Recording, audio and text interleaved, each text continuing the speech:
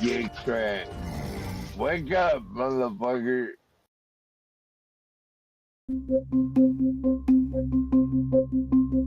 Recent data shows declining consumer confidence in the economy. For the fourth consecutive month, the Consumer Confidence Index declined.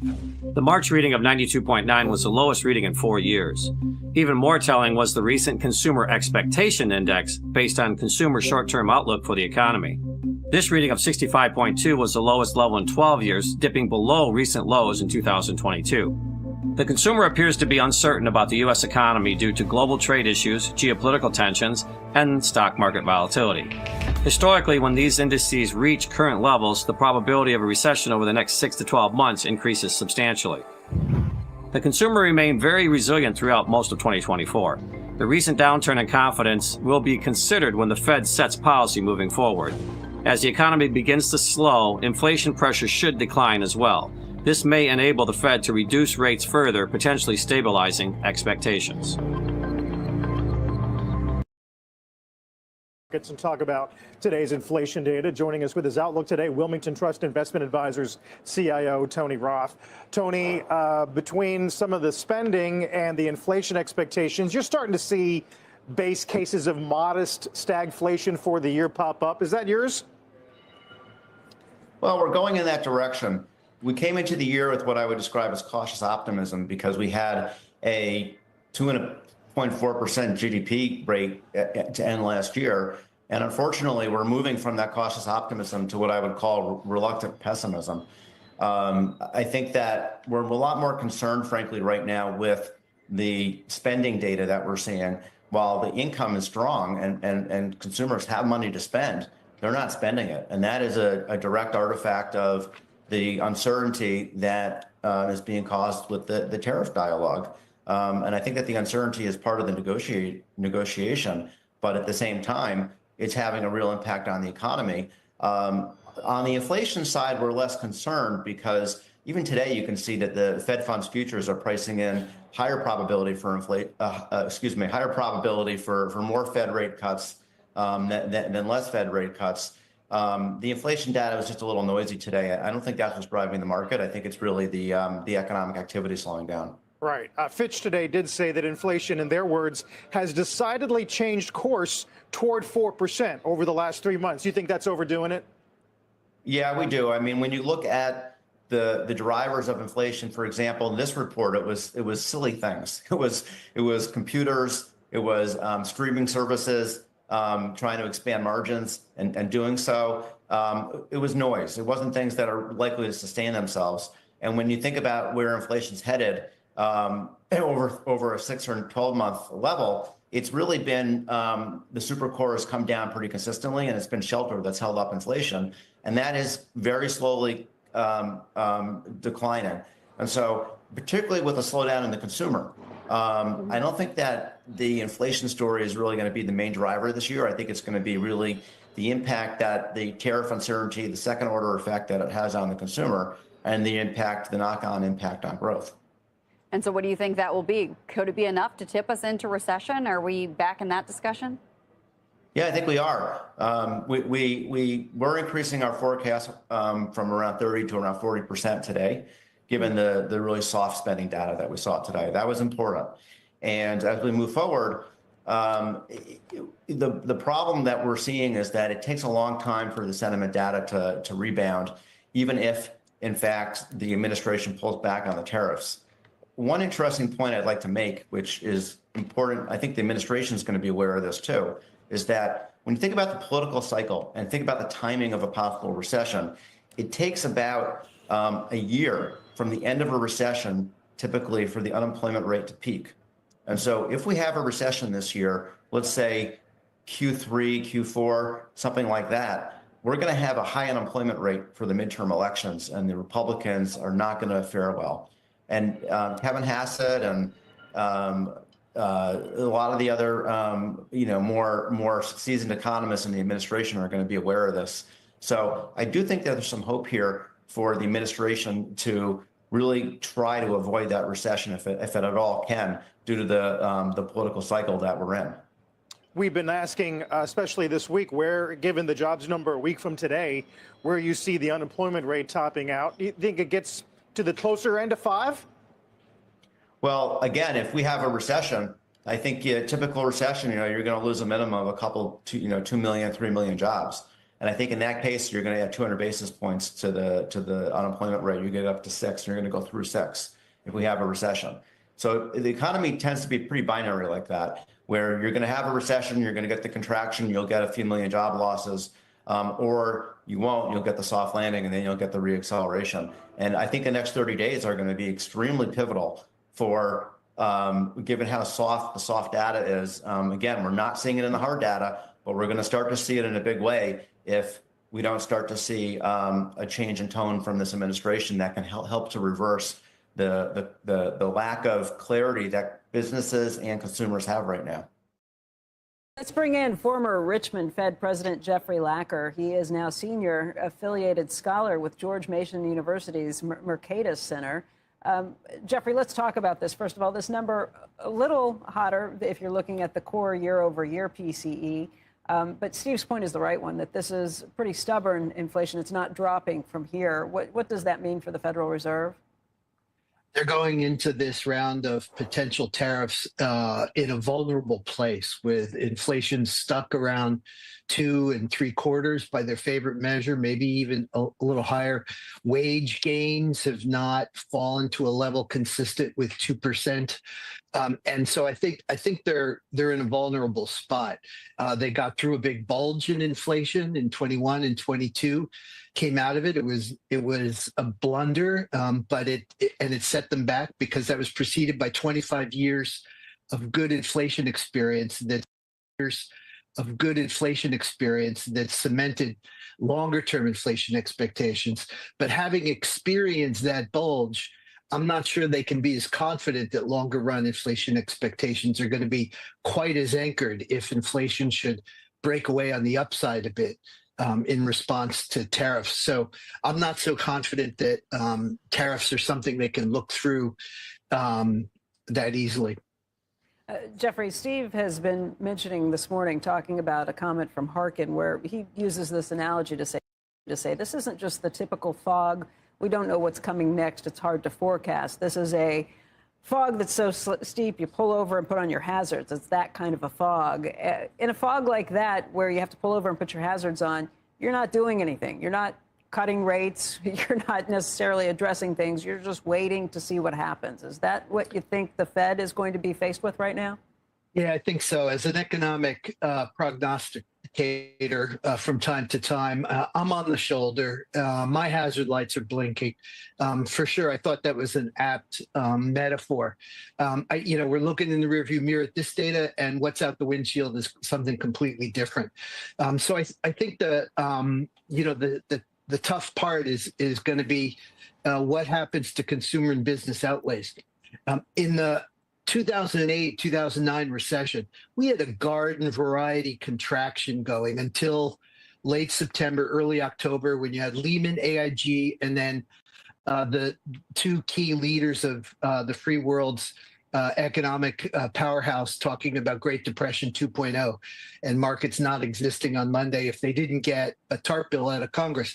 I think that spooked people, and people just went to the sidelines. And I think the administration needs to be concerned, and I think the Fed needs to be concerned that the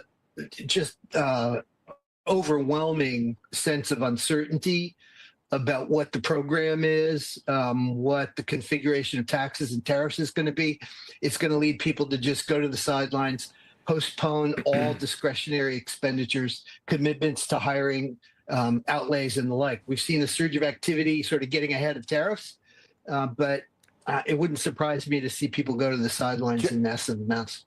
Jeff, nice to talk to you. Kevin Warsh, the former Fed governor, has written a piece in the Wall Street Journal that's been instrumental, at least in my thinking about this, rightly or wrongly.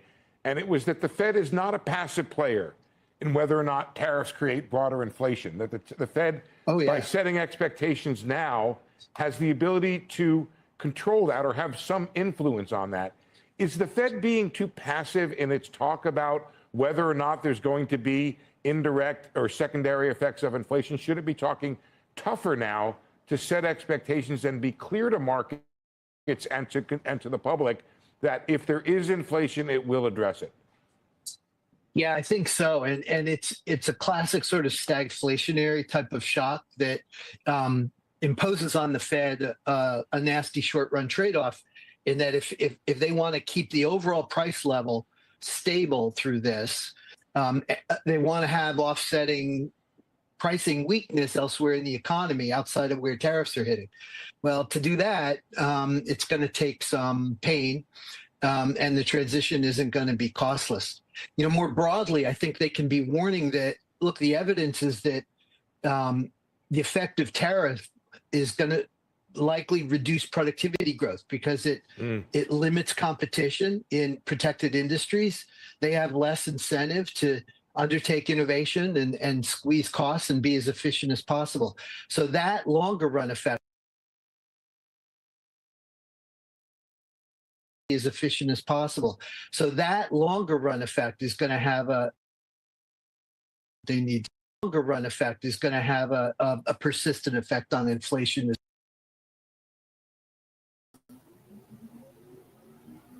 All right, what's up, guys? It's March 31st, 2025. This is the last trading day of the quarter, first quarter. Okay, and let's see what we got here. So we got about like 45 minutes until the market closes. Okay, so not bad bounce today, but is it over? Is the market done puking? Well, so let's see what happened on Wednesday last week, right? So I was here on Wednesday. I said, like, well, you see this range between 569 to 575 on the SPY SP 500 ETF, and we were dancing below that. So I was warning everyone to be like, well, you gotta wait for the PCE, and guess what? PCE wasn't good. But what really drove everything down was the University of Michigan survey. That's really what spooked everyone. Of course, Powell said, like, oh, don't listen to the University of Michigan survey. That's going to be kind of pessimistic because of tariffs. But as you know, markets are not very rational. So guess what? You go back down to the bottom of the range. We go back here to 554. So what's good? Should we buy something, right? That's the question you got to ask. And let's see what the QQQ says, because the NASDAQ is much more important here. So we see like these drops here. So I'm looking at the hourly chart here. And we might get back up to 473, but that might not be over. And then SPY here on the hourly can get up to 560. So QQQ might get up to here, 472, before dropping again. And as you probably should know, that Liberation Day is April 2nd. So on Wednesday, right? So last Wednesday when I was talking, I said, like, wait for April 2nd. April 2nd is when Trump is going to say something. Now, if you did buy some down here, because obviously this was the time when we were buying, right? We said, like, well, you'll be buying around this level and lower. So if you were buying down here, and the last chance to get into a lot of stocks were in March 13th to get to this move up here into Powell, right? Going into the week of Powell. Powell went up here again. And then we went down on Friday. We went up here again because this was after options expiration. We get into this zone, and then now we fall back down. Now, let me do the QQQ on this guy here, on this chart here. This was the optimistic game. Like, let's say, so for some reason, we surprised to the upside on the PCE report. Sadly, that did not happen. So you did not get that push up on Friday. So you get a push down. Now you hit here. So between this range, 453 to 460 on the QQQ, you have this bounce. But now you're kind of stuck. You're in this game because going below the 468 to 471 level, and this is the last day of the quarter. So JPM the JP Morgan collar will be unleashed. So we're going to have a new collar set, a new level set. So this will decide how high things will go next quarter and how low things go. And I'm going to assume that there's a potential to go a lot lower. Now, will that happen? Will that happen this week? That's what you got to watch. So if you're waiting to buy something, then it will happen this week, I believe. This week, it will happen. Sorry for the sirens there. Okay. So far, okay. But we have to wait. Now let's see what else we got. MSTR did quite well. This is my favorite, right? So going from here to here, 50%. And now it's back down here. Now I did buy some, but is it going to be done? Is this it? So I'm going to read some articles about Bitcoin later on, but let me play this video first for you guys to listen to, and then we can see. Oh yeah, actually, before I go play the video, 2 shorts I recommended was GameStop, right? I said on Wednesday, GameStop looks like a good short. And yeah, the day after it went down like 20-something%. Another one was AOI. Now we're back here. We're back.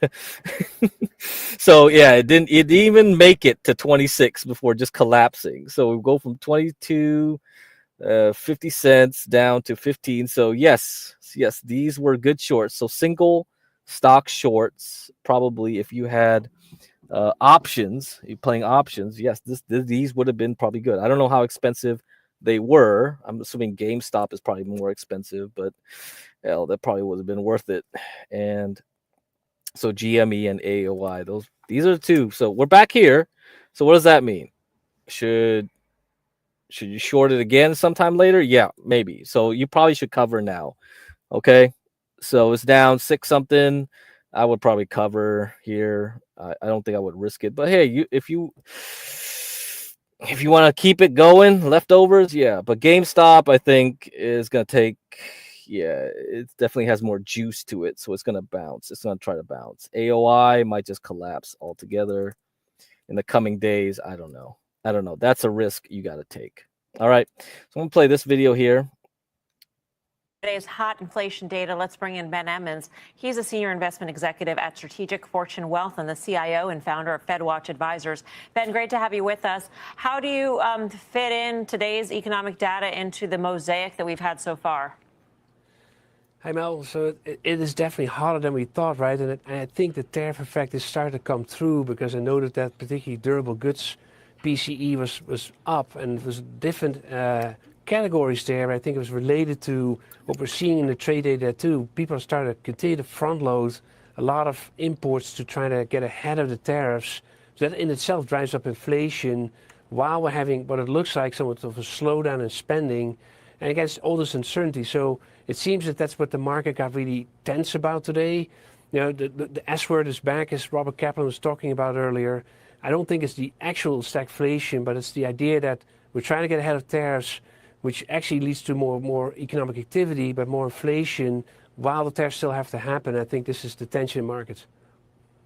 So Ben, it's Karen. Just to that point, that do you think that we will see in the next coming month or two of data a reversal of that very high inflation expectation? It could be, Karen, if we're getting, again, this all depends on the clarity of these tariffs we're all talking about. We don't know this exactly. We're getting tidbits here of whether it's on autos or copper, or I saw a headline now on pharma that tariffs are being prepared for those too. I think that is really what the consumer maybe be looking for, is the clarity on these, where can I expect these tariffs, and then expectations adjust accordingly. But I also think it's about all this front loading that's happened with all these goods that are, I guess, not being tariffed just yet. What will demand do from here? And then will it really then slow down so significantly that puts a little bit of pressure on prices downward as we're getting into the second quarter? I think you can expect that people continue to try to figure out what is really tariff, yes or no. And I think that's still the uncertainty we'll stay with. So right now the markets are firmly in the camp of the next Fed move being in June, Ben. And I'm wondering, in your view, I mean, based on what you said about PCE and how it's being distorted because of all this sort of bringing in the inventory earlier to get ahead of the tariffs, how many quarters do you think we'd have to wait What are you telling clients in terms of how the Fed will want to see clean data and when that clean data starts to come through? Yeah, it may take another quarter, I think, Mel, because what you're seeing currently is that this GDP data is negative because of basically the import effect. So that should be put back into GDP, so to speak, arithmetically. But then it's about like, what's the confidence effect that we're seeing coming through as well in the Michigan data we saw today, really going to do to spending in the following quarter? People really going to pare back. And, to Courtney's point, like the savings rate ticked up a little bit. And so people are getting cautious. And is that caution going to continue? So it may still stay with us for a quarter at least for this distorted data before you get more clarity on the economy itself. For the Fed, however, it is that fog that Barkin was talking about. They can't really do anything, in part because they deal already with hotter inflation from all this front loading, and they're kind of stuck. All right, guys. So another one I recommended was like LUNR, right? Intuitive Machines. When it failed to make a successful moon landing, I said like, well, it's bouncing up here on Monday to nearly $9.77 whatever cents. It's pretty much $10. So anytime it hits around $10, I'll be like, well, it's unlikely it's going to go through it. Okay. So this was another short idea, right? Now, you would have to say, okay, we're back here. This is an important level, $7.55. The next time it tests 6, it's going to be pretty easy to break down. All right. So that's another short. So there's a lot of small caps, and mid caps where you're looking around going like, well, if I want to short, I'm looking for these type of things where it breaks down, goes back up, and then you go down to the next level lower. That's what you're hoping for as a short. So it could happen this week. So if you're aggressive and you want to play that game, yes, you keep looking for some. So AOI, GameStop, GME, LUNR, Intuitive Machines. There's lots of stocks that are just like these types, that could give you a real good winning here. Let's see what ACHR. Oh, ACHR is still back in the resistance. Yeah, so this could be a short too now. So going from a long here, and then now you have a double top fail, and then you go here back to resistance, and then you're testing it multiple times. Eventually, it will break down into earnings. So if this thing can't hold $7, ACHR could be another one. So I'm just throwing out examples. I can't guarantee that it will happen because this could be the low, right? But if you look at the way it's been going, I really highly doubt that April is going to be a good time to quote unquote buy the bottom. Okay. You might find a bottom, but it won't be the bottom, right? THE, the bottom. That's always the question because we will be moving up in May, but figuring out where that bottom is in April is going to be a challenge. This could be it, right? This could be it for a lot of stocks. A lot of stocks have been damaged, but if you look at Nvidia, you're kind of like, well, yeah, we've been here before. I went from 105 to 120. Now we're back to 105. Guess what? Do you think this is going to hold? Think Nvidia is going to hold? Right? That's a question. Like SOXX. This was a good trade too, going up here from 190 to 206. And you did the leverage, SOXL. Yeah, you went from 16 to 20. Great. That's great. Now you're going back to below 16 because this is leverage. Again, this is leverage. And yeah, maybe you get a little bounce to 17 or whatever. If you bought today, you can go bounce. But then you're looking at like, well, is it another time to short? That's another problem. Tesla. Let's look at Tesla. Tesla's kind of holding up a little bit. Yeah, but not as good as MSTR because MSTR is running on Bitcoin. Actually, I think Bitcoin is probably the only one that's probably making a bottom right now because we had Max Payne on Friday. So we had the triple witching kind of effect that for stocks and futures options usually have. But for Bitcoin, crypto, Ethereum, Solana, they are the last Friday of the month, not the third Friday of the month. And it had it on Friday. We went down, right? We had a little dip. Okay, and then over the weekend you had the go down even further on low volume. When it's low volume, it's easy to push things down. And now we're moving back up. So guess what?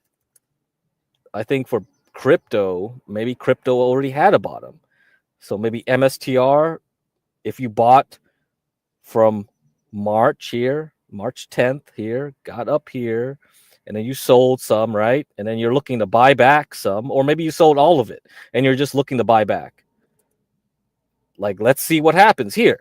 This could be a place where it holds, but there's no guarantee. If there is a sudden lack of liquidity going on, then yeah, big crypto will still fall, but it's looking a lot better still than most of the high tech stocks that people use. Go. Let's look at Meta. Let's look at Meta.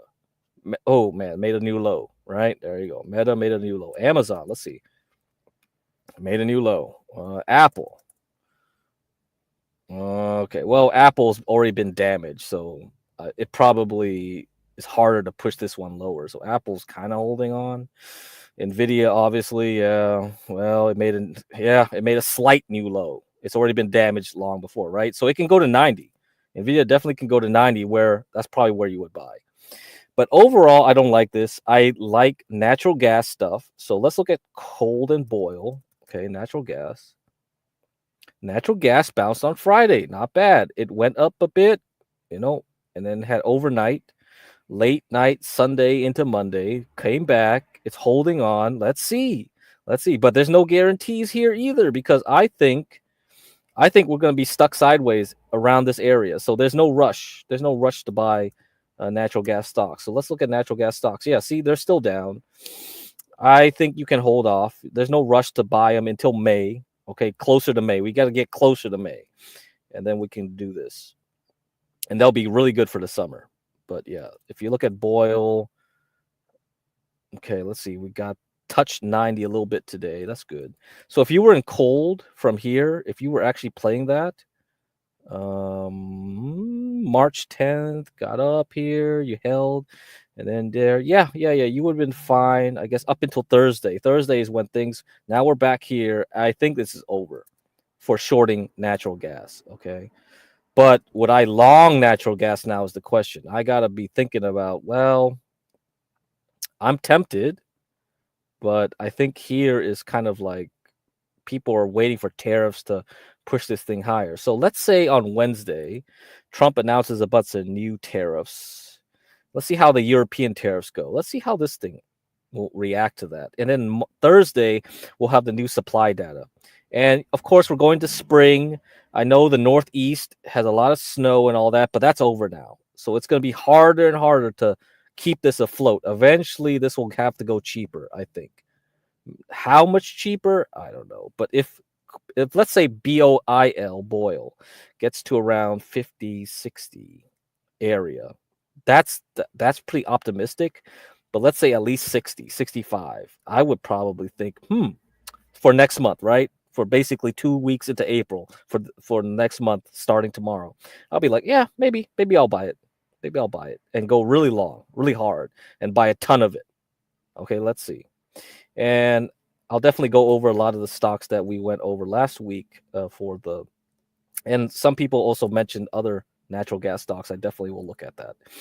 Okay, let's see what else we got. Gold might be done because I still haven't seen a pop up here. It's trying to defend. You see a lot of volume coming in for the gold miners at least. But on Friday, you see it went up and it came back down. Today it went down, went back up. I think this level at 45 on the GDX ETF, that's tough. So if you're in silver miners, gold miners, yeah, look at that. It tried so hard to get above 5, but we're still stuck in this box. So it could just go sideways here. Worst case, however, it will go down and you can get back in cheaper. So EXK, some of the other ones like, let's see, AEM, I think is another one. AEM, let's see how that one's doing. Yeah, I don't know. Yeah, tough to say. I think, but this might be it. So if you're still looking for gold and silver, I think you can definitely wait. All right. Okay, let me read some stuff here and let me put on some music. Okay, put on some music.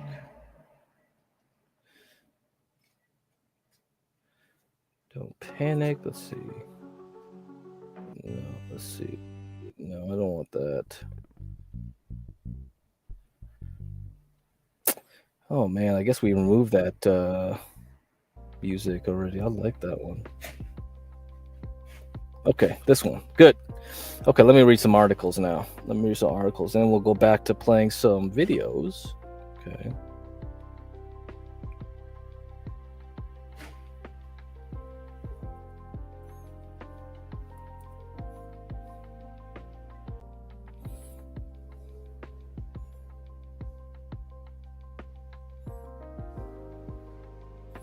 Okay, so this one here. Is the correction over, or are we still looking at a bear market? So this was written on Wednesday, I believe, 26th. So Tom Bowley, who is like a very strong bull, right? Long-term bull, but he really likes to see if there's a short-term bear patch. And one of the things he uses is the, let's see down here, the XLY, all right? So discretionary over staples XLP ratio. So this is very important to him. And this is kind of like one of those indicators you can use, kind of secondary indicators. So you can see like, well, how strong are discretionary stocks versus staples? And staples are stocks that will do semi-well during a recession versus a discretionary, right? So if you look at that, you see like, well, hold on. If discretionary stocks are doing better than staple stocks, then we're in a good bull market. But once we hit a top, there's a problem, right? So this is what happened on Wednesday. We started hitting this top here, the XLY versus the XLP. So on Wednesday, he was like, whoa, whoa, whoa, whoa, whoa, whoa. I did not like how Wednesday, because the last time this happened was when we had the start of this whole downturn, okay? And that was in mid to late February, probably February 22nd. So that was never good. That was never a good thing.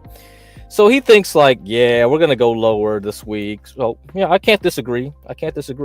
Because on Friday, once we had that data, like it looks like it's really easy to push it down by April, right? At least April 2nd. Let's see what happens. But again, maybe this is the bottom.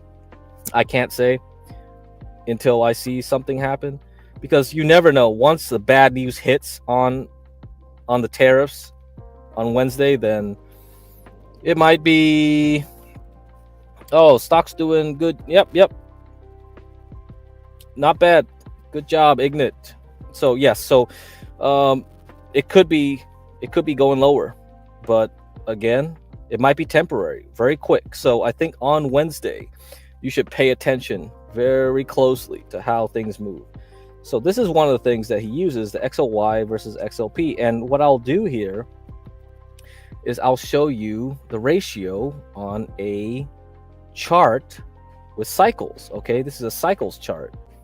So this is a cyclical chart, and it shows you like a pattern here where there is a 190-day pattern. All right, so let me put up a info box. Let's see. So closely aligns to it. So we have a close alignment to it, to this thing. So we won't hit a bottom until May, according to this cycle chart. But we might already have hit a bottom here. If we look at the cyclical RSI, it could be like we will probably like go sideways a little bit, but there could be a nice local bottom. And if we're using this as a timing tool to forecast ahead of time, then I would be carefully watching this now and say like, wait a minute. If the market is going down, like the S&P and the NASDAQ are going down, but this ratio is holding on, let's say it's holding on through April, then we could probably tell this April where things will be. Now, here's another thing. I'm going to look at this here. See this? So this thing here is showing you like the S&P 500. So on the hourly cycles. And if you look at this, the top was around March 26th. All right. That's when we were like, oh, getting close to the top. And that was Wednesday. So we fulfilled this ratio here, because let's look at the hourly on the ratio, because S&P said it was like this. Let's look at the ratio then. Let's look at the ratio. Okay, let me get this thing off. Let me get that. And okay, I think it's the same thing. Okay, let's see. See if I go back a bit here. Okay, this thing is the ratio. Oh no, this is the updated. This is updated for like on Friday. So we're going down still. So this thing confirms it. But here's the ratio. So I did like an hourly cycle of XLY versus XLP, okay? And we hit this crazy peak here and fell through.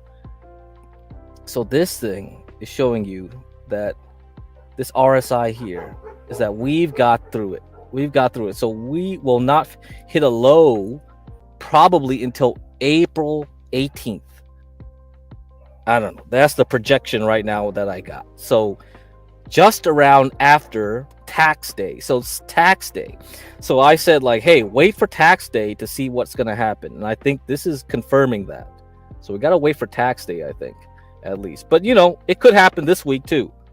I'm not going to say not, because like this is no guarantee things will come down hard. Like we could probably go down hard in 1 or 2 days, maybe either Wednesday, Thursday, or Friday. Friday we'll have unemployment data. So maybe Friday morning will be the final big drop that you're waiting for. Okay. All right. So watch out for that. Let's see what else. So Bitcoin. So I want to talk about Bitcoin too here. And oh, let me put the link for the Tom Boley article before I continue, and I'll give it to you here. Okay, guys. So you guys can go get the Tom Boley article here. All right. Let me take out the banner for a bit and give it to you here with the Bitcoin. So Bitcoin, I said, probably already got into a bottom. So usually it's a 200-day cycle, and we're on our way up. So from April till June, that's the next leg up for the cryptos, at least for Bitcoin. At least I don't know about the altcoins. I'm probably going to say I'm not particularly optimistic of how high the altcoins will go here. Most of the altcoins already did their thing in October, November. And if you want anything further from that, we have to see a very strong move from Bitcoin before we see altcoins continue on from July. Okay. So it depends on how strong this will be. And I think we're quite close to a bottom, or we already hit the bottom back in March 10th. So I'm going to be watching that. Now let's look at gold here. So this is the gold silver miners. So I'm looking at this one, and I think we're at the top. So I'm kind of like suspicious about if I should short gold miners here. I might consider it. So if you look at the banner, so I'll put the banner back up. So I put like GDXD. So GDXD is what you would use to short like the whole ETF itself. So GDXD could be something. So 3X ETF short. I could be thinking about setting up a position sometime this week into next week. Maybe I'll do that. Okay. And then let's look at natural gas. Here we are. And natural gas, let me see. I think has 2 cycles around 100 and 140. Okay. Let me get more data. I think this is kind of goofy here. It's not going to be good. Yeah, I need to get it towards closer to this maybe. I'll get my data. Okay, let's see, closer to 80 and closer to 142. Yeah, see, we could be at a local top on natural gas here. So I think the bottom might come closer to late April into May. So I wouldn't be in a rush to buy right now, although it does look tempting. Like it could hold this, but we might get a better spot to buy later on. So that's why I said watch Like a lot of the natural gas stocks themselves are doing a lot better than the commodity. So I think there's a lot of front running going on, and I'm prepared to go buy it.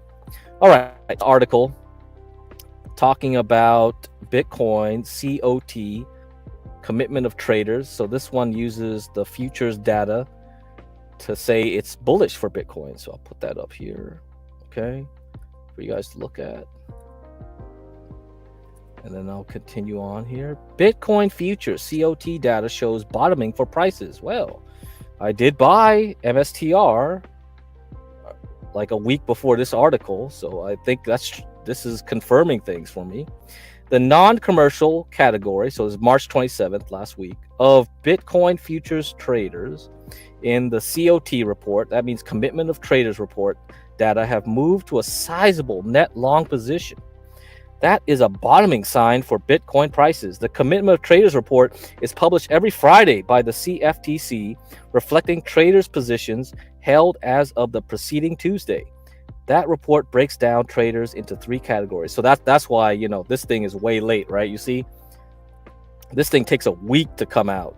And so I bought like MSTR, a whole bunch of them, the week of that time. So I got in at the right time. This report came out later. That's why people want to pay a lot of money for information, because this stuff from the government comes way late. So if you actually have ways of getting information faster than someone else, that's money. Commercial traders are the one who produce a commodity or use it in their trade or business. So for wheat futures, think of a large wheat farmer or Cargill, for example. Non-commercial traders are large speculators, so think of hedge funds. Non-reportable traders are ones whose position sizes are so small that the CFTC does not require them to report their positions individually. These are usually the hot money traders chasing up moves and fleeing sell-offs, so basically the dumb money. For most types of futures contracts, the commercial traders are considered the smart money traders. But it works differently in Bitcoin, where the commercial category is not much of a factor. In Bitcoin futures, the non-commercials are usually the smart money, especially when they move to a large skewed position as a group, either net long or net short. Bitcoin prices spiked to an all-time high of $109,340 on January 20th, 2025, which was inauguration day for President Trump, and have since dropped by more than 20%. In response to that price drop, the large speculators in the non-reportable category have moved to a big net long position as a group, as shown in the chart above. All right. Let's see. So let's see. Debut of Trump and Melania coins. All right. Okay. All right, let's see. Continue on. Move to group. They were just a little bit more long than this back in September 2023, which marked a great low for Bitcoin prices and the start of a powerful rally. Yeah, 2023 was a good time around September. That's true. And a lot of cycle data showed that. We are not guaranteed the same exact outcome this time. All COT report data merely reflect a sentiment condition. COT data does not give trading signals, and it is possible for an extended condition like this to persist for a long time before it finally decides to matter. It is worth noting that this same category of traders moved to a big net short position starting just before the November 2024 elections, and it took a long time before they were finally proven right in that move. So no one should enter into any trade just because of these or any other COT report data. And that's why it's good that we have our cyclical data. So if we have this thing confirming the other thing, right, the COT data, we're just more confident in our prediction. Okay, so this is why I think, like, yes, we need to see where we are. And so if we're getting closer to a very good net long position, and if this continues, then yes, I think Bitcoin probably is close or already had its bottom. And then now we're going to wait for the NASDAQ and the S&P to hit their bottom sometime this week. And then once we're good there, I can dump more money into MSTR, MSTX trading. Okay. All right. Good, good, good. All right, let's see what's we have for the DeMark indicators. DeMark indicators, we have here the C5 on the daily. This was the top back in February 19th. That confirms it. Then now we're going down here. We have a C3. So got about 15 minutes before the market closes, but I think this will hold.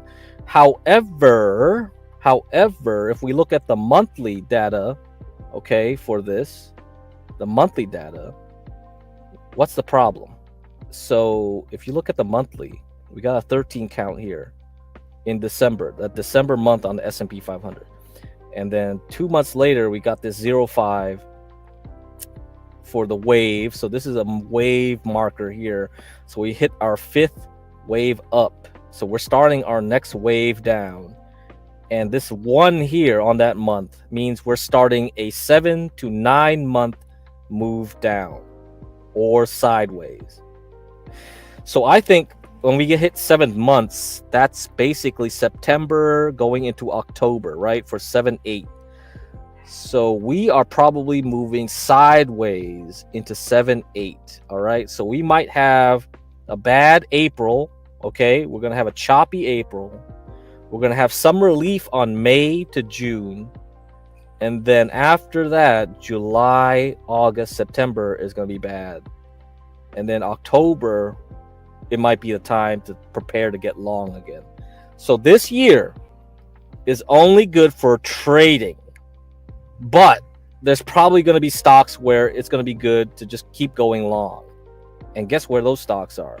Probably natural gas, oil. Okay, so those are probably the only ones that I would say like, oh, you can buy and hold for a few months. But everything else, I don't even know if you can like hold for more than a week or two, or even a few days before you say, oh, shoot, you got to get out again and then jump back in and get out, jump back in, or long or short if you're really that aggressive. Okay, so that's the problem. So like I said, when Powell started opening his fat mouth back in December, it was like, that's it. That means this year is going to be a chop year. It's just going to be traders are going to be happy. Investors are going to be pissed because they're not going to make any money this year. Essentially, by the time we get to December, it's going to be like, whoa, man, I made nothing. I made nothing, essentially. I made 4% or negative 4%. Who knows? Right? Okay, so let's look at Samantha LeDuc's presentation from last week. All right, I'm going to play that. So I haven't seen this myself, so let's see what she says. Introducing the 3-part options course with Hans Albrecht. Get access for free by scanning this QR code or clicking on the link in the description.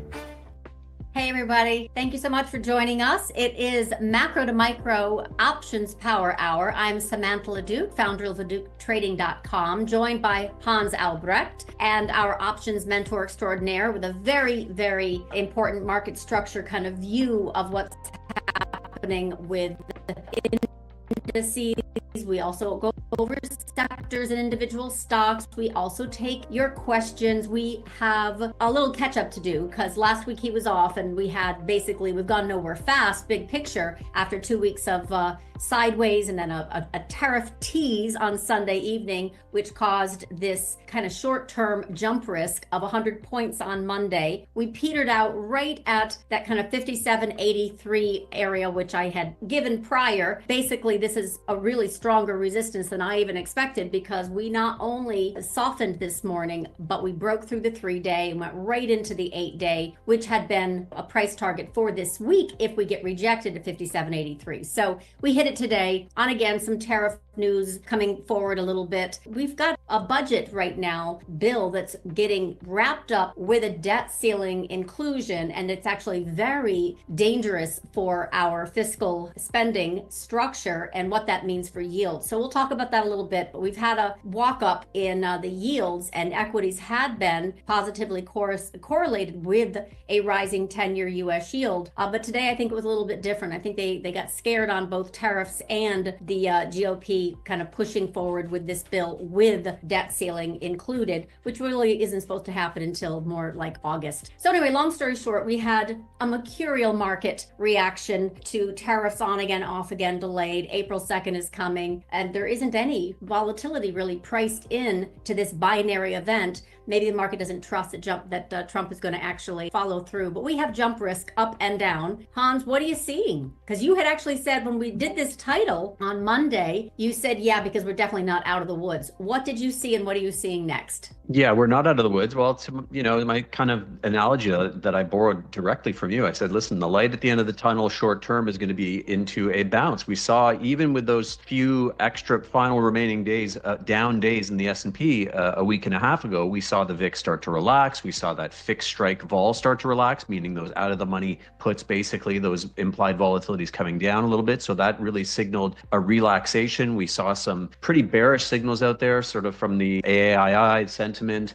people really as bearish as they were. Sentiment. Yeah. Yeah, consumer sentiment is about as bad. I mean, people have really reacted quite strongly to the shock of the situation, and I don't blame them. It was really a 180 in terms of what people kind of thought they were going to get, and the Trump put, and he's got our backs, and he's all about the economy, and he's a friend to the stock market and everybody and asset holders. And it really was this complete, almost different 180-degree change in personality, essentially saying, I don't care about the market. I care about Main Street, and I care about fixing some things that I think need to be fixed. And so the market didn't like that. But what was interesting about it was it wasn't really so much a volatility event like it was last August, September, or December. We had a very, very kind of orderly reaction from the VIX, which I did not foresee, because we saw those dealers being short quite a few upside calls, and I kind of thought that we'd have that beta of VIX to S&P downside, which we really didn't get. And I think it was, I read this recently, it was something like one of the first times ever that we've had a 10% sell-off in under 30 days, that we didn't have the VIX surpass 30. I think we almost touched 30, but we didn't quite get past it. And it certainly, the high 20s were very short-lived. So it was very, very orderly. And lately we've seen a complete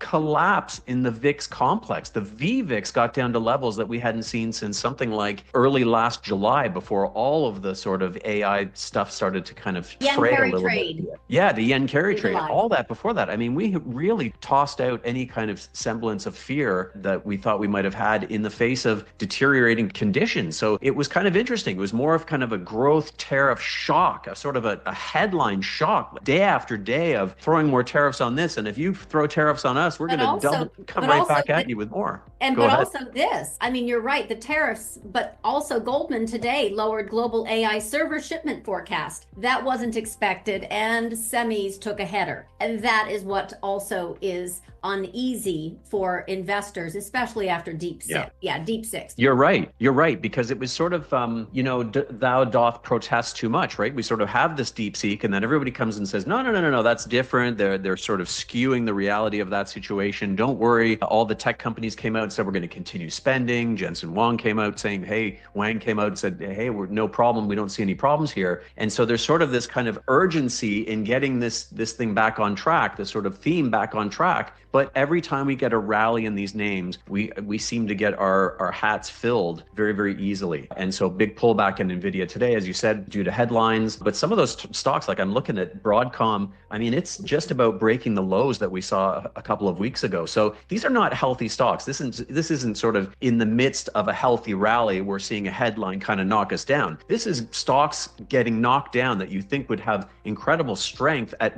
fairly reasonable valuations, getting knocked down to levels that we haven't seen in, I don't know, pre-August, pre-July. We're getting very close in some of these names. Now, NVIDIA has really hung in there. I think that's kind of, it's the leader of the bunch. And I think you kind of go with the best breed, I suppose. If you have to own one in a very kind of bubbly market, you can own everything. But in a difficult market, you want to own the very best of the very best. So maybe NVIDIA benefits from that. But I'm not convinced. I would not be long NVIDIA right now. I'm not feeling very good about it. I think you and I talked about it, that we could could revisit the low hundreds and even the 90s at some point, not because it's a super, super expensive stock, just because sentiment, and that's what investors have to understand, that this isn't just about valuations, it's about sentiment. And on the way up, we overshoot on really, really, fantastic prospects. And on the way down, we can overshoot as well. We can say, well, NVIDIA is worth $95 fundamentally. Well, you can bet it's going to go to 85 then when things turn around the wrong way. So it's been a very interesting kind of market, some nice rallies.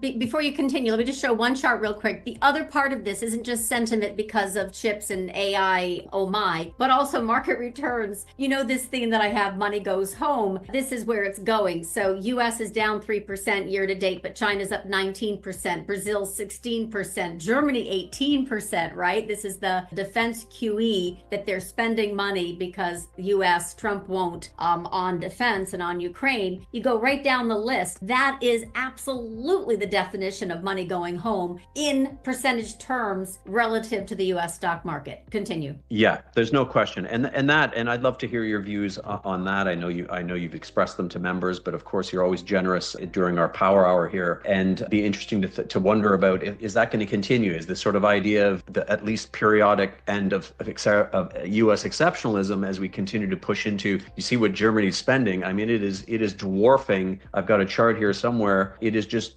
dwarfing kind of spend on a GDP basis that we've seen from countries in a long time. So really some big money being spent. I don't think Europe is all that great, and I don't think US exceptionalism goes away, but I cannot, fight a trend which is clearly a very strong one at this point. So, that's the difficulty. You have to kind of separate the sort of, underlying fundamentals from what the market just wants to do. We had some I think it's been very mechanical actually since we started getting quite a bit negative around 6,000. We've really had this big kind of Vega, Gamma sort of push down, very kind of mechanical because of the tail and the dog that we always talk about, how big derivatives are, how big option markets are now, sort of helped to push us down, all the synthetic Gamma as well, right? All those levered ETFs. Well, where are those ETFs positioned in the stocks that people like to trade back and forth, the ones with lots of remember, the ETFs can also rebalance abroad. It doesn't have to be US. So, yes.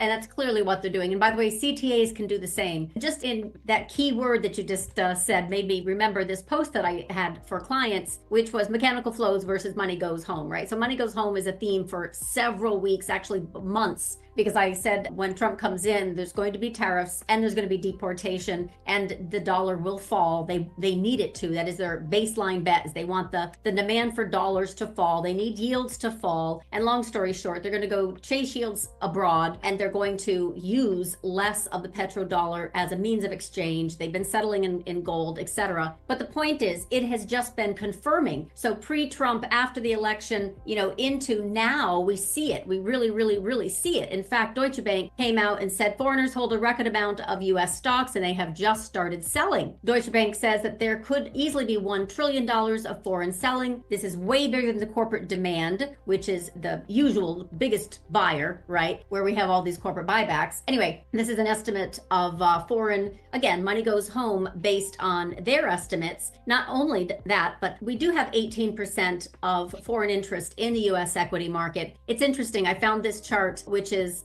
it is 18%, but in US dollars, it represents 25%. So we have some risk as it relates to the sale of equities and why the VIX has not exploded past 30 like it did during the FX currency drama of July. July was the yen carry trade unwind, and we had that VIX spike to 35, and we had that convexity rally after the 1 month of selling, right? In the same way that we had a similar percentage return drawdown in the Qs between July, 15%, into the August 5th low, and most recently, the mid-February into the mid-March. We had the same percentage terms, but no volatility. Very, very different creature as you're just talking about. Why hedge when money's just going home? So Chris is a quant and had the same comment recently. Option pricing in every metric on the planet showcases that nobody's aggressively hedging or panicking. And this is the US equity outflow, which is the largest, relative to the COVID crash, which by the way, they came in and did policy intervention. Same thing with March 2023, which was the backstop. Remember on that Sunday evening, the White House, the Fed, the Treasury Treasury, they all came back. They came out and said, we've got your back. Every deposit is safe. That was a Silicon Valley Bank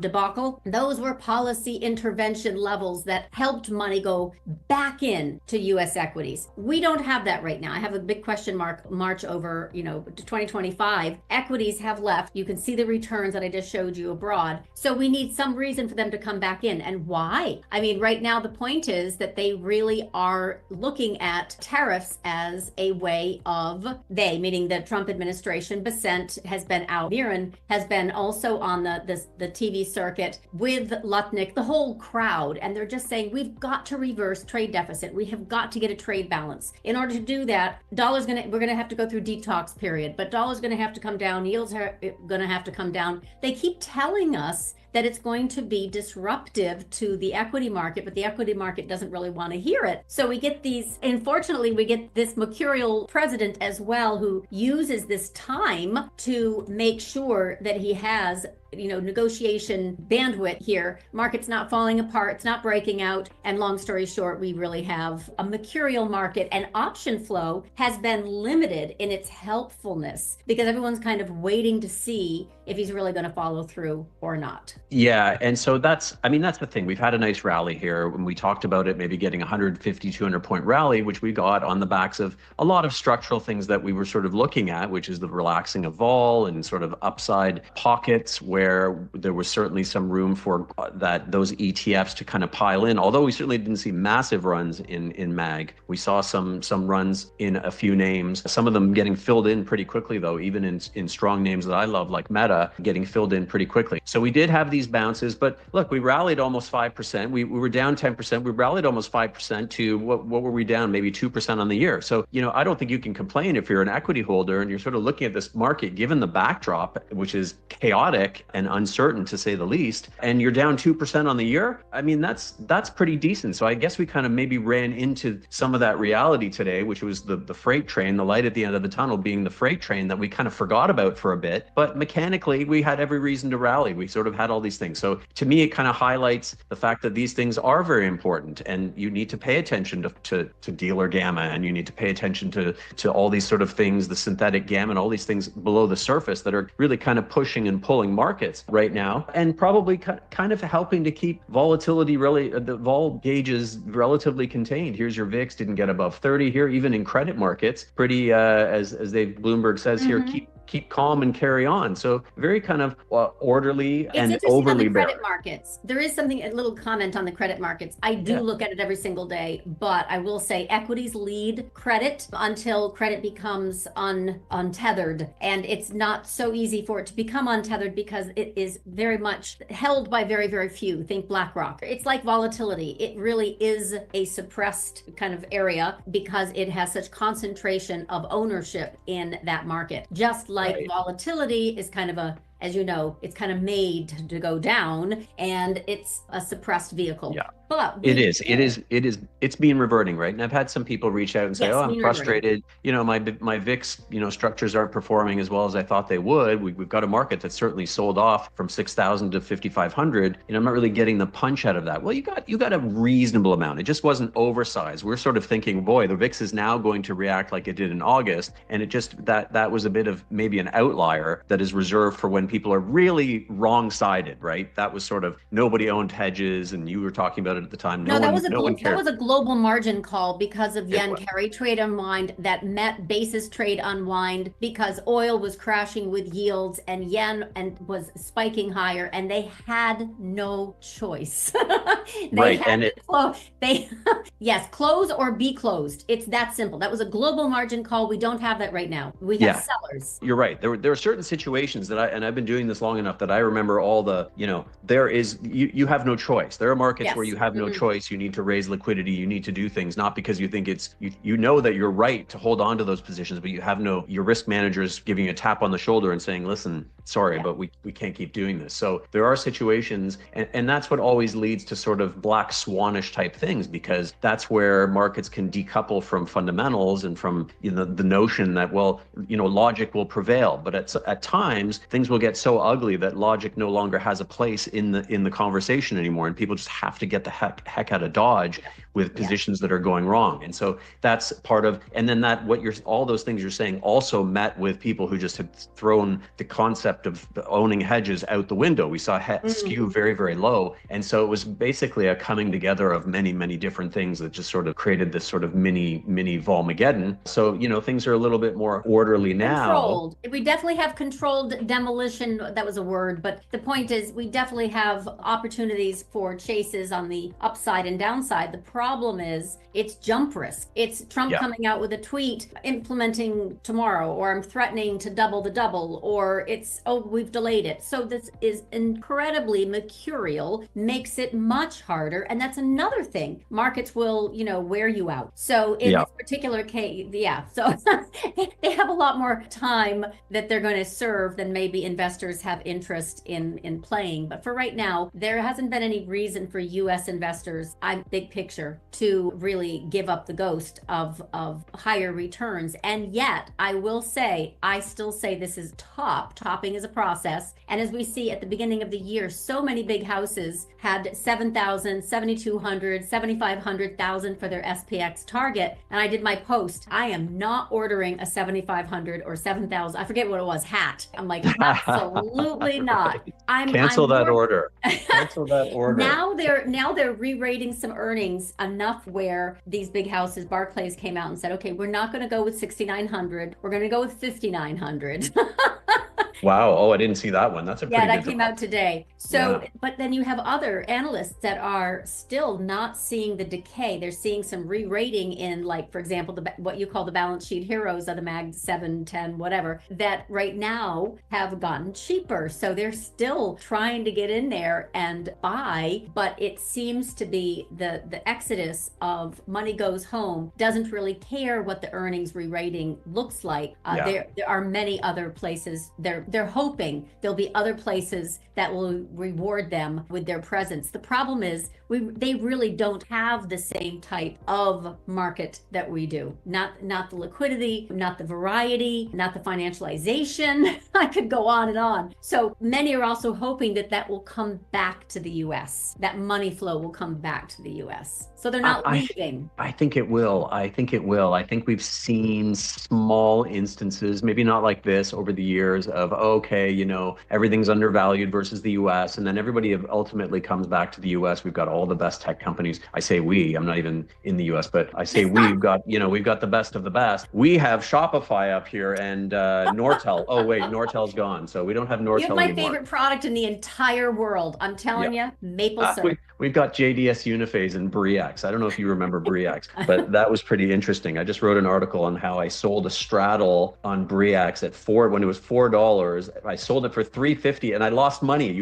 That shouldn't happen. You shouldn't lose money, but they went bankrupt. And it was an early lesson for me and folks listening who like to trade super, super high option levels and sell high options just because the implied volatility is very, very high, be careful. It's high for a reason, because, suddenly you can get sideswiped by a bus pretty quickly. And so for the way that I've taught people and Leduc members and other students is, I like to look for volatility in a certain range. I don't want super, super low. I don't want super, super high, because that to me is an indication that something might be going on there and I'm not interested. So I have lost money selling 350 implied volatility, and I try to stay away from doing that as much as I can. I did it on Research in Motion once, and I felt really stupid. But here's your U.S. exceptionalism. Oh, money going home. I don't know what you think of this. We've sort of a little bit of convergence of GDP growth as well. So growth for most countries accelerating, closing. And we get our Q4 2024 GDP tomorrow morning with jobless claims. Yeah, there we go. So we're going to get risk. Well, that's it. So I think mechanically the markets come back here. And so now we're at a point where I don't see any compelling reason except maybe some massive short covering that pushes us to 6,000. But now we're going to get back to the point where some mechanics have played out, some Greeks have played out, right? The Greeks that we talk about all the time have played out. And now we're back to where we're going to be a little bit more data watchers and kind of seeing if there's any credibility to this idea that we're continuing to slow down aggressively. Has this been a real overshoot, because you have to admit, people can just kind of panic because there's this shock and awe kind of impact from headlines and everything that's been going on that were completely unexpected. And so people kind of go, including companies, they go, okay, hold on a sec. Let's just sit back and wait a moment before we get back to business and start investing and doing things that we need to do.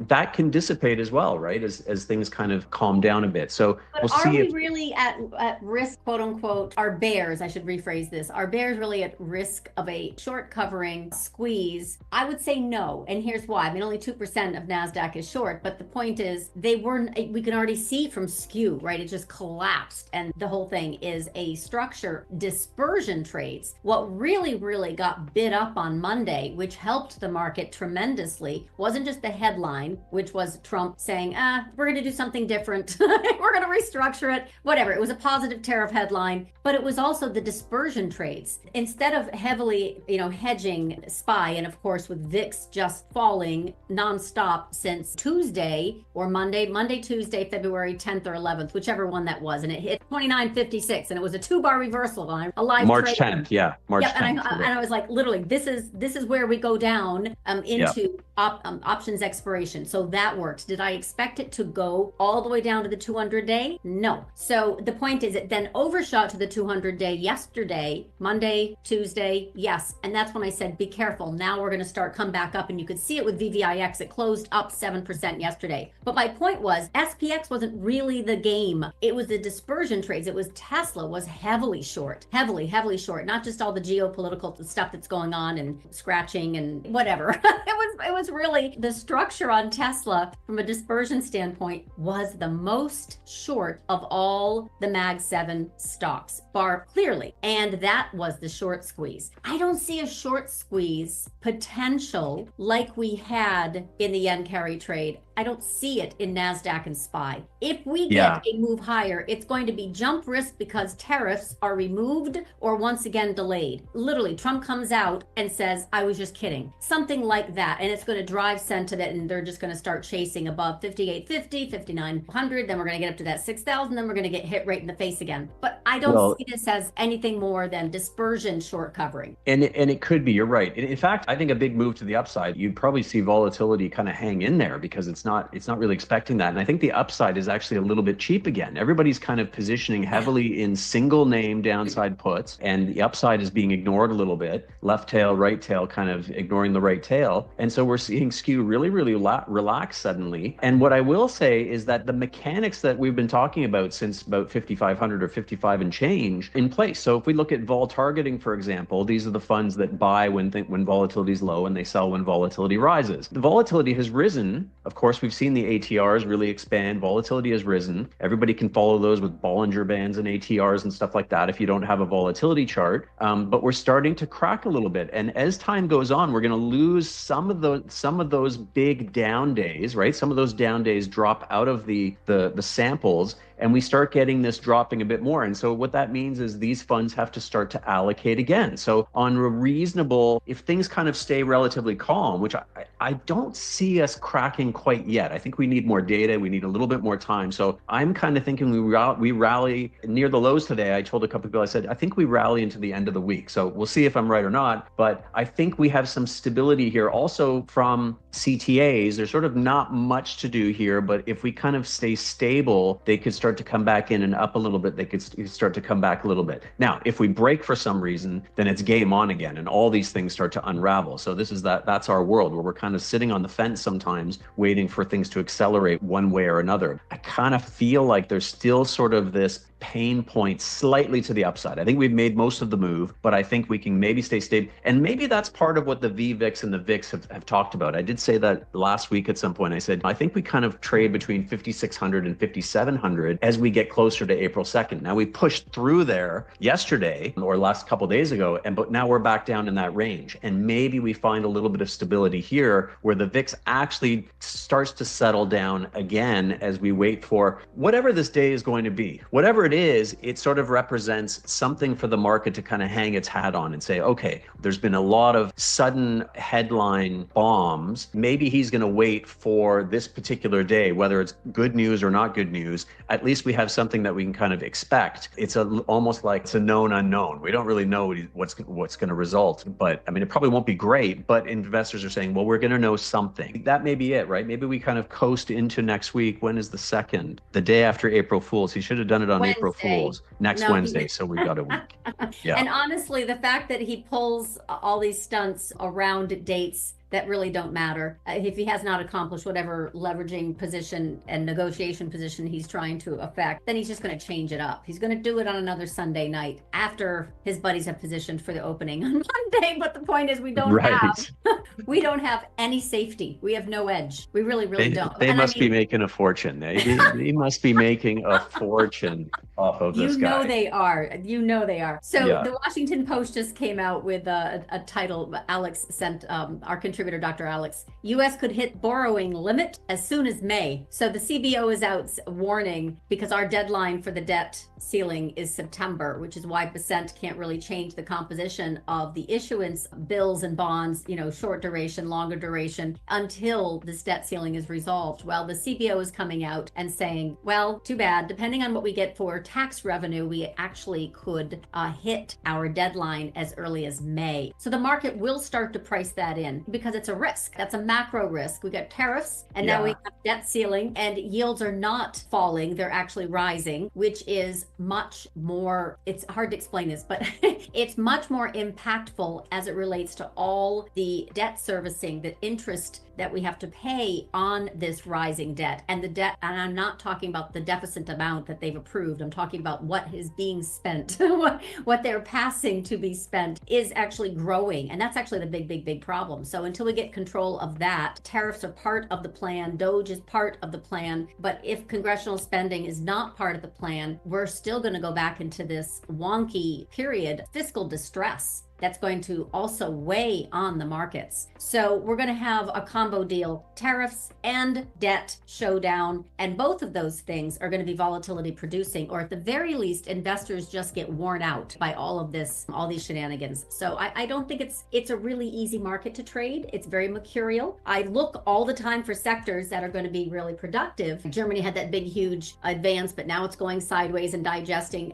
You cannot tell me that the 10-year yield in Germany is going to hold at that level. China has already started to digest. It was extremely productive as along into this year, but it also got a little ahead of its skis, and now they're threatening reciprocal tariffs. You also have gold and silver, which have been absolutely where folks have been holding out, is starting to digest. So there really isn't a strong, durable theme. It's not back in tech. It's not in semis. They're still rolling over. So what are you finding for any themes, stocks or sectors that you like? Well, that's here's the thing I was telling you about, Samantha, this Mertz, whatever it takes. He's given us the old whatever it takes. True. So and then here is your flows into, all the stuff, but for the viewers, it flows into Europe and flows out of the USA. So, I mean, I think there's room for some of that to unravel. So in terms of to your question, what are you looking at? Well, I like, one of the things I wanted to show folks is, and I'm using bar chart for this. I mean, you can do this on almost anything, but you do these relationships. So what I've got in here is I like to kind of get a feel for where the money is starting to push into, right? Where is the money kind of favoring at this point? So I've got all the different sectors in here, and you can see XLU kind of broke out a few weeks ago, mid-February, and then we kind of had that top there, and then we gave back as we sort of piled into growth a little bit of Momo for a moment, and we came down to the spot here, and I told some people, I said, listen,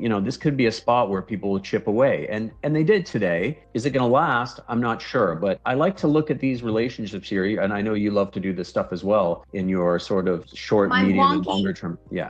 It's my wonky intermarket. And before you go back to that, I have to show that growth value rotation chart, because this is the one that I often show here and clients get to see it every single day. This is where we were. Can you see this chart real quick? Yeah. This is where we were back in that August. The yen carry trade unwind was very, very, very impactful. Okay. So the August 5th convexity rally only caused growth to move higher for 6 weeks. It digested sideways until September September 11th when NVIDIA came out and Jensen was on CNBC and did a big, brouhaha, and basically NVIDIA made the market. And after it started moving, everything else really started moving higher. So after that convexity rally on August 5th, we kind of stayed under the zero mark. And then we finally moved higher. Things took off again. We had the Trump bump, and then it got completely dumped underneath the surface, which was very, very important. Mag 7 was becoming, not dangerous, but definitely bag 7. And here it is just the other day. I literally took this and said, we're just about ready to have a little growth bounce, right? And all I see it going to is about 2, which is this ratio. It just means, again,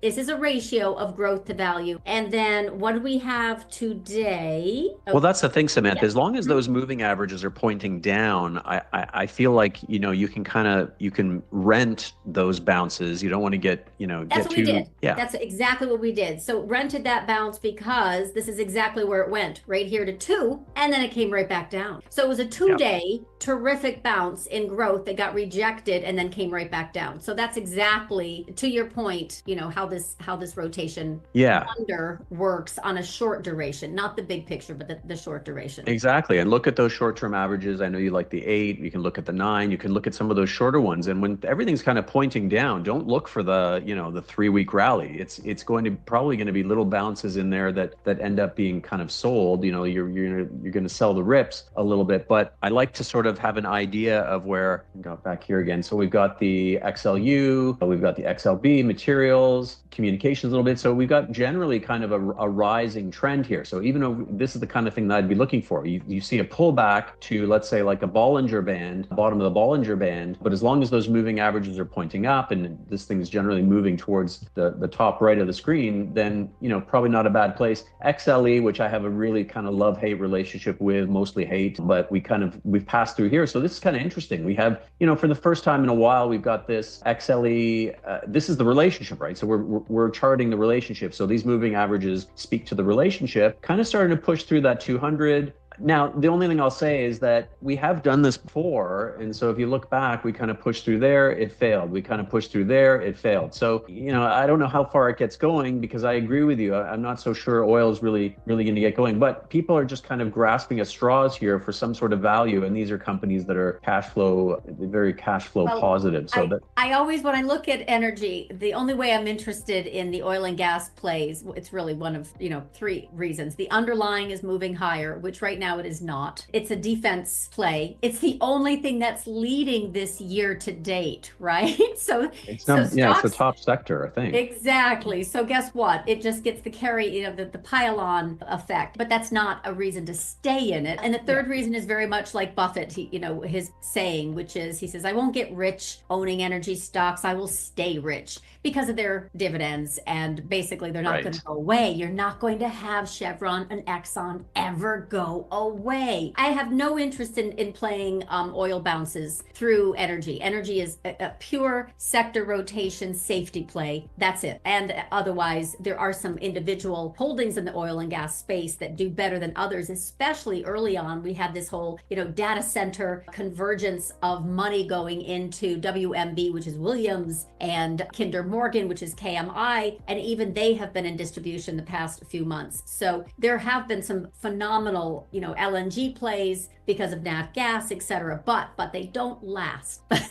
So unfortunately, you got to kind of swing while they work on a theme. And then when the theme ends, get out like the uranium plays. Yeah, and right now, exactly. I think energy it's leading because everything else is not. Yeah, exactly. The money's like water, right? It's got to flow somewhere. Yes. So you got to monetize, right? It's a bit like VIX. You got to monetize. It's sentiment. It's quick knee-jerk reactions. So here's staples, a little bit similar to utilities. Utilities has some kind of AI sort of influence in there. So power producers and from the power producers, which I like, but that's another sort of confusing narrative as well. So you have for every person that comes out and says, well, we need 3 times as much energy over the next 5 to 10 years. Another person says, well, that whole theme is really fraying because we're going to get more efficient. We're not going to have to spend as much on AI, et cetera, et cetera, et cetera. So we can't just kind of take everything at face value. So there's a little bit of uncertainty surrounding that as well over the longer run. For trades, I think I really love power gen, but here again, bouncing off consumer staples versus the S&P, bouncing off quite nicely. Healthcare, we've got new problems, right? Because I think they were talking about maybe not being able to advertise on TV, and they didn't like that. So those are kind of those tape bombs that we don't know are coming. That's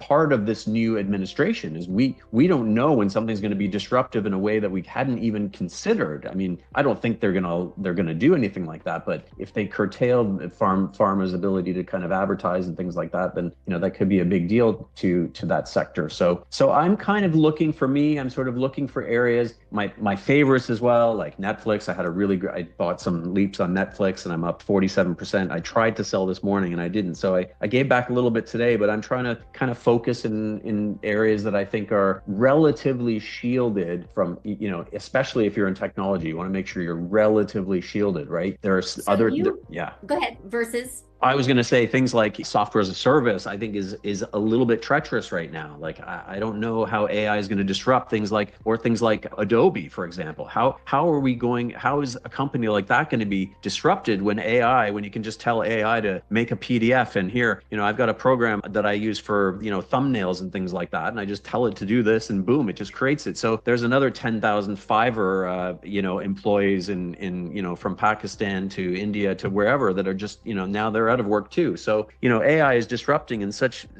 deep ways that, you have to kind of have eyes in the back of your head a little bit as an investor, especially in the digital space and technology. So I think there's kind of these potholes in technology now that I think relate to disruption itself, disruption from what's happening in AI and maybe quantum at some point. And so maybe there's a sort of move. So I'm kind of looking at real physical things. Like, I know you don't like Home Depot because of what's happening in housing, and so I'm not necessarily picking that one, but things you can touch and feel. Maybe we get a movement back to touchy-feely type things again, things that are real. Well, it depends on the time frame. I mean, right now, things over paper has been a really solid theme of mine since COVID because of inflationary impact on real things, car, houses, etc. And now we've got tariffs.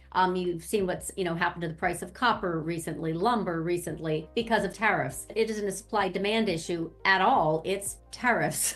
So the other kind of aspect of this is the tech plays and which ones have more room to fall. I actually, and I hate to be on the other side of the trade with you, Hans, but Netflix to me is the one Mag 7 stock that absolutely did not succumb to as much selling as the others. So it held up and it bounced quicker. I think it's the next one to roll over. I think it's the sitting duck of the Mag 7 because it didn't get as much of the treatment as the others. And if anything, it's kind of like low-hanging fruit for lots of juicy option plays too, because it's right into earnings in a few weeks. When is it exactly? Yeah, they're April. coming. You're right. Right. So I love this as a short idea.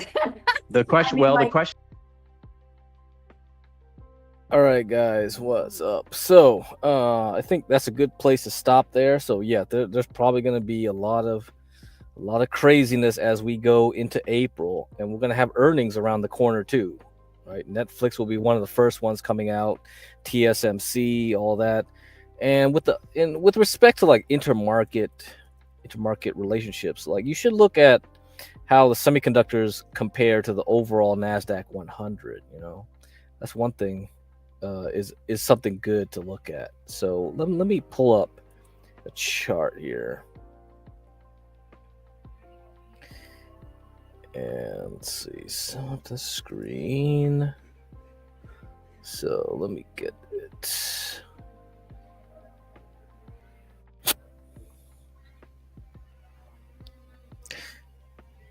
Okay.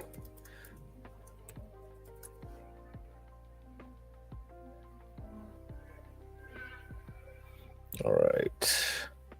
So it hasn't been good at all. So let me put this up. So if we look at like SOX, okay, Philadelphia Semiconductor Index over NDX, NASDAQ 100, like we've been in a nice range, moving up since around like the 2014, 2015 era, when we had like the little European currency debt crisis, whatever the heck it was. I keep forgetting what exactly it was that stopped the bull market at that time. So, and I'm gonna go and do this, and you see the S&P 500, right? So we had a bottom in the S&P 500 around like 2009. Okay, great financial crisis, and we started moving up, but we really didn't get the train going until we passed through the 2015, 2016 era. So once we got through that, that's when we really pushed into COVID, right? Getting through COVID, and then COVID pushed it even further. And now we're at this point where it's like, oh, shoot, is it rolling over? That's the question. Because if you look at this chart, this is the first time we've had multiple weeks where we just below this channel.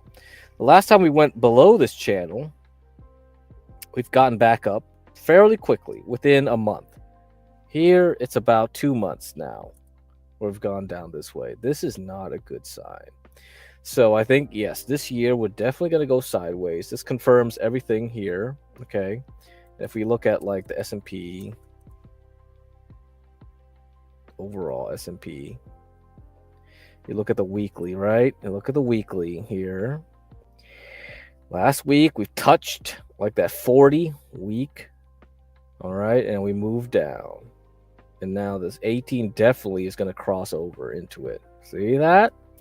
Haven't had that in a long while. Okay, long while. Not since 2022. That's a bad sign right there, right? Let's look at the QQQ, NASDAQ 100, same thing. See, we've gone there. We got close to that 40 week, and then we moved back down. So this move here, I'm gonna take this away. So that was like optimistic projection. It ain't happening. Probably ain't happening. We're gonna go and have a battle, a big battle here, okay, with the QQQ between 450 and probably 500. There's gonna be a big battle here, and this is where we're gonna make good money trading it back and forth. So the first move was up here. Now I go back down. I'll probably go back up, go back down, go back up. So all of April, I think it's gonna be wild. And maybe this week it'll flush down, and we get a good place to buy for a big long move up, or maybe not. Maybe we'll just keep fighting here, and we'll have to wait until tax day to do it. That's the problem. So we have to see how it goes. Okay. All right. Yeah, that's about it. I think so. And I'm gonna play this video here from Joe Rabel. So I think this is good for time frame analysis. I think this is a good lesson for you to learn. Okay. This channel is for educational purposes only. Please do your own due diligence before making any investment decisions. This is Joe Rabel, and as you know, I spend a lot of time on this channel getting people to understand how to trade in multiple time frames. Today, what I want to do is talk about multiple time frame confluence, because I believe there can be a misunderstanding when we're looking at confluence of different time frames. I want to explain how this plays out, and I'm going to use 3 to 4 time frames. Actually, it's going to be 3 time frames, weekly, daily, and hourly, to sort of depict how I would be looking for an earlier entry using the small time frame when we have confluence on the higher time frames. All right, we're going to do this, and what I want to do, just to let you know, if you want to learn some more about some of these techniques, you can start with my book. It's at rabelstockresearch.com/book. Also, if you enjoy this content, please hit the like button and also subscribe. Okay, so I've got symbol QQQ up, monthly, bottom left, weekly, bottom right, and then daily, upper right, hourly, upper left. All right, we're not really going to look at the monthly time frame, but you wouldn't recognize what I've been talking about on my Friday video about the S&P is that this has gone a long way without touching the 18-month, right? So we want to be aware of that. It's just not a timing tool, and I want to talk about timing today. All right, so first thing we're going to do is point out that what took place on the weekly chart of the QQQ mirrors very closely to what took place in the S&P. We had an extended run to the upside in a strong bull market where ADX was confirming, and then as we moved into this fourth quarter here, November hit a new high. We got no confirmation on an ADX basis, all right? And then we made a peak in price and a peak in the ADX line, this blue line, which is the difference between the green line and, so how far apart these are is going to determine whether this is rising or not. If this keeps growing and this keeps falling, then this line is going to be rising. This shows the strength of the buyers. This shows the strength of the sellers. What shows here is that we went to a new high, made a pivot high, and that ADX couldn't get above 25 for the first time in this bull market. All right. Now, that's a big warning flare. So what we want to do at this point is be on the lookout for signs of even more weakness. All right. So look at what takes place. We come down, we find support at the 18-week, which is actually parallel to the 40-week. They're rising at about the same rate. All right. And then we make a little run. But if you notice, we made a pivot low here, but MACD could not get above the signal line. And then we pulled back, and then look at what happened. We made a higher low, higher low, higher low. All right. So we had 3 higher lows, and this actually made this bar right here made a marginal new high above this prior peak. So we have a divergent, this is right out of my course. I call this a divergent pinch play. All right. Where we make, at a minimum 2 higher lows, right, as we go to a new high, and the MACD cannot even get above the signal line. So to me, this is a pretty nice little timing tool to be on the lookout, especially when the ADX can't get above 25 after confirming for a long way. All right, now, when we know that's in place, we go and look at what takes place on the daily chart. All right, now, look at the way this played out. We had this long consolidation pattern, and then it tried to break out here. But notice what takes place. MACD looks like it's confirming, okay? But look at what's going on the daily chart. We have this extended period of low ADX where the odds of this confirming are very, very small because this is so low. For this to break out and follow through and get this to climb above 25 would be very difficult. All right. And I mentioned this with the S&P in the Friday analysis. So we get this pattern where we have no confirmation on this time frame. Now, yeah, the MACD is turning up at this point. But when we look at it and we look at this from a confluence standpoint, we know there's weakness taking place on the higher time frame. Right? We have no strength in ADX, and we also have no strength in ADX here. Now, what we can do on this time frame to sort of confirm that is recognize what's taking place in green DI, because we broke out here. We made a new high above this prior peak. And if you look at green DI here, and then you notice we made lower highs since that point. And as this was climbing up, we could not get this above these prior peaks. So we have no confirmation in green DI. Not only does it not get above its own peaks, it can't get above red either. All right, so we know this. We know that in 2 consecutive time frames, we've got a problem with the momentum of this breakout. The other thing that I would notice as I look at this is that right as we're hitting a new high, look at what the bars look like. Right? I mean, these are pretty good looking bars here, these nice green bars, but look at as we get closer to the new high, you see how they get weaker and weaker? We had 3 weak bars in a row and then a 4th here, really. This might look like a, bottoming tail, but in reality, after what's played out here, I call this, just a rally back to the 4. So we come down and then we rally back to the 4. Now, this is made crystal clear when we look at the hourly chart, which is where this drops down, and then that's the rally, and then this is your red bar reversal to start this big red bar here. All right, this daily bar having a really ugly day started in the first hour with this pattern with a pinch play where red is starting to take over again. Okay, making a move and a higher low above the green line as this is pinching to the downside and failing at the 18. Okay. So this to me is the entry bar to get you in on the massive amount of divergence that's taking place and this pinch here. All right. So sometimes what you have to do is skip a time frame. All right. This time frame, if you're just looking at MACD, this is where MACD would have thrown you off. Okay, if you were just looking at MACD and you were using MACD by itself without the use and the help of ADX, I think it might have thrown you off and said, hey, I got to watch for a little pullback because I could play a pinch play or something like that for a continuation to the upside.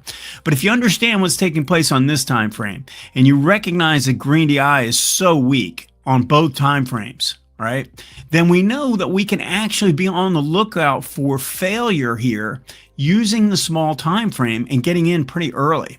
All right. Now, if I'm going to play this type of trade, I'm not playing for a big move. I'm not playing for the kill shot. All right. I'm playing for, I'm getting in here, probably using really tight risk. I might give it a little room above this bar, but it's pretty much just there.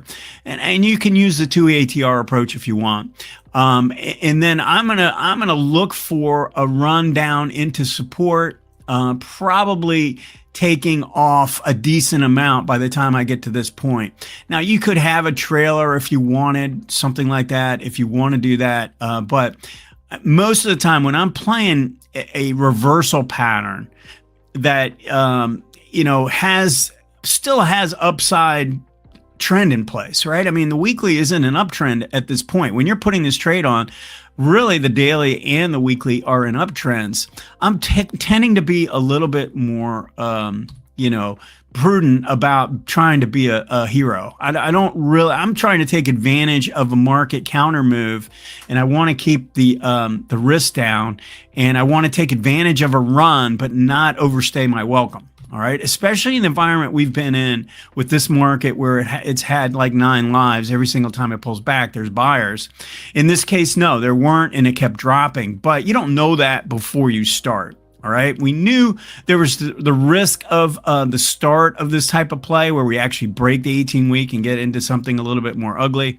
But again, you don't know that when you're putting the trade on. So you have to have a plan in advance. And I'm just telling you, my plan would be probably taking some off at this prior low and then getting a little bit more aggressive at the next low. And then, if you want to trail the last piece and try and, go for a big win on that piece, that's okay. But you need to have book profits and be at a break even at a minimum.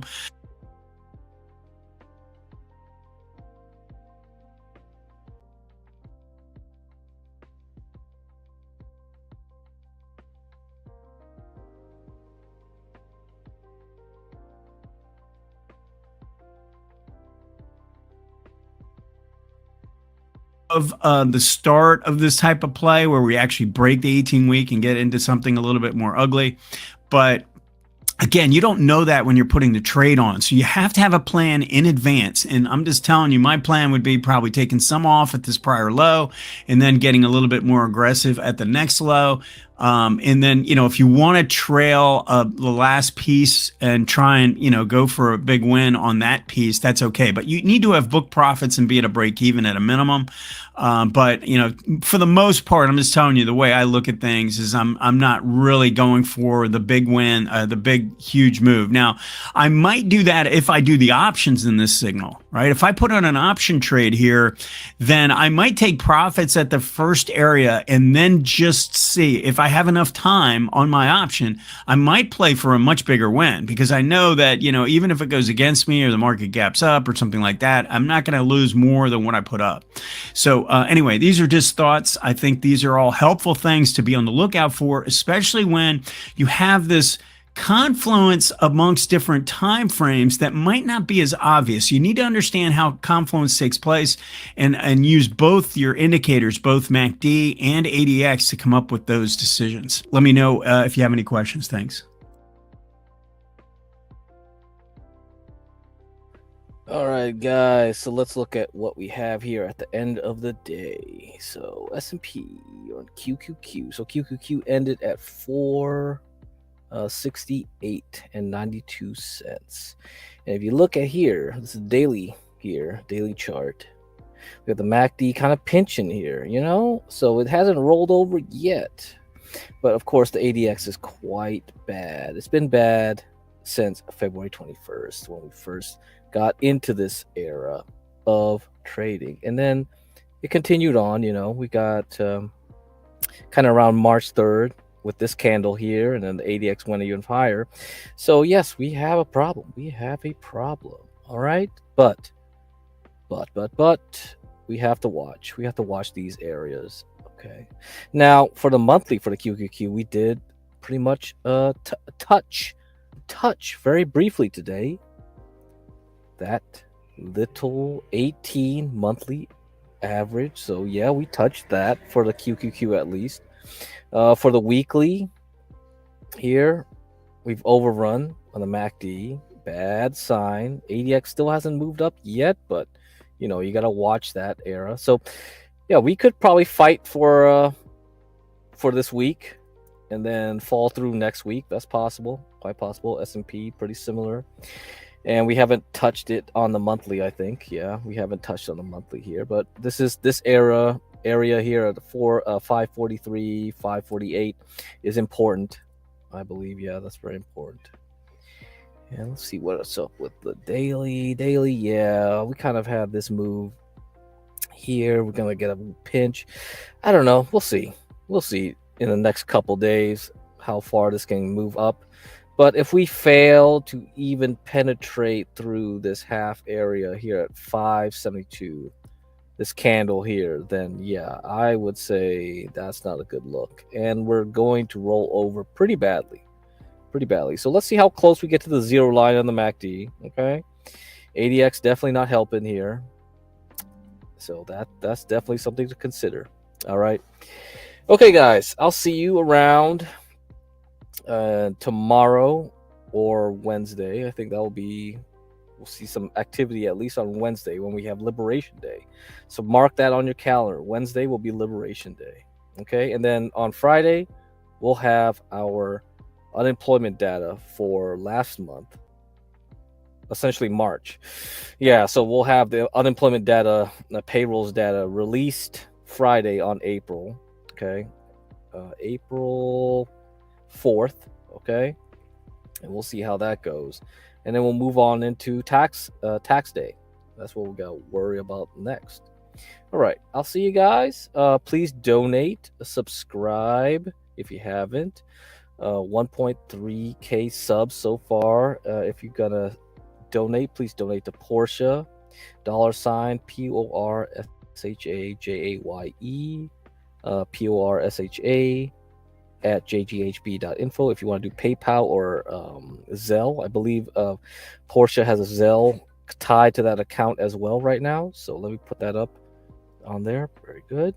Okay, or you can donate to Streamlabs. Streamlabs.com/TheUrbanLandord. Okay, so I can put that up right there. Streamlabs.com/TheUrbanLandord, or you can do email me at crack@jghb.info if you have any questions. All right, I'll see you around.